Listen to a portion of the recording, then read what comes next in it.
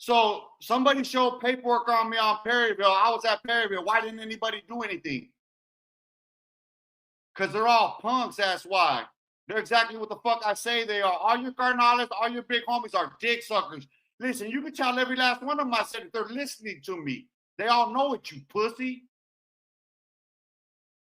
You're talking about when I was on the main line, when I was 21 years old, you motherfucker.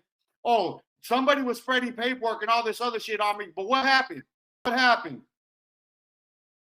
After this, Paul Eppinger snitches on me, right? After this, fucking Greyhound makes a statement to fucking Cartoon that's in the record, right? That I shot and killed fucking Watto Head, right? Those are facts, right?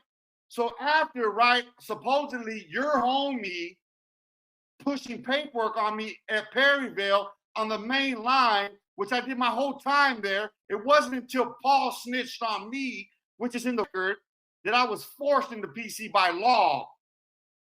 Those are the facts. You there? Oh, no. Get paperwork? Yeah, I got it right here. You know this Greyhound is the real deal. You know what I mean? A lot of people know me and others heard of me. You know what I mean? But I got a lot of people that run their mouths, speak on things that they either don't know about or speak on things that they have no part in, or they speak on things as what I call a woman scorn. You know what I mean? A lot of people have heard your homeboy, I say your homeboy because he's from your barrio, talking about a lot of things that he's done or whatever, taking credit for some of the stuff that I know we can't talk about here because a lot of things are not open. Suffice it to say, most of the things that he's saying, it's like he's living your life.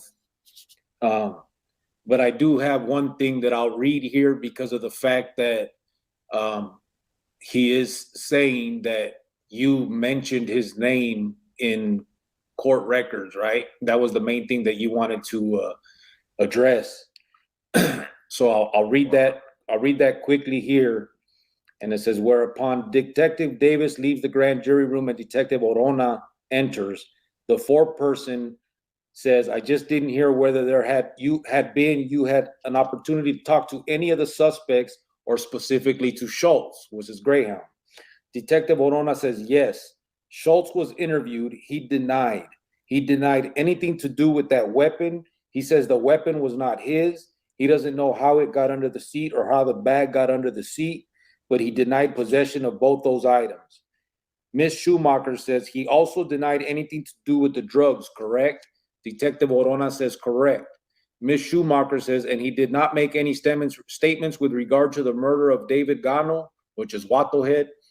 And Detective Orona says no. The only statements he made with regards to that murder was that he was not in town at the time and he did not know a David Gano, also known by the nickname of Watto Head. The foreperson says thank you.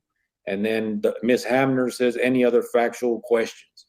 So that lays to rest the thing that is being put out there by that other channel talking about that you mentioned his name, which is the main thing that you wanted to address. And I told you could come on and do that.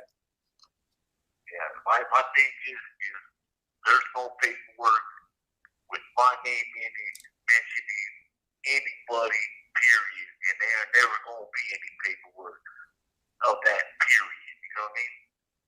I can have haters and enemies and all this and that. They can throw smut out, don't want to say this and that. You know what I mean? They can do all that. But when the nitty-gritty comes down to it, to have to prove it, can't nobody do it. And I got all my black and white. And I'll send it to anybody for anybody to see. And it can be access to public records by going to the Superior Court of Arizona and looking it up. The Freedom of Information Act is all available.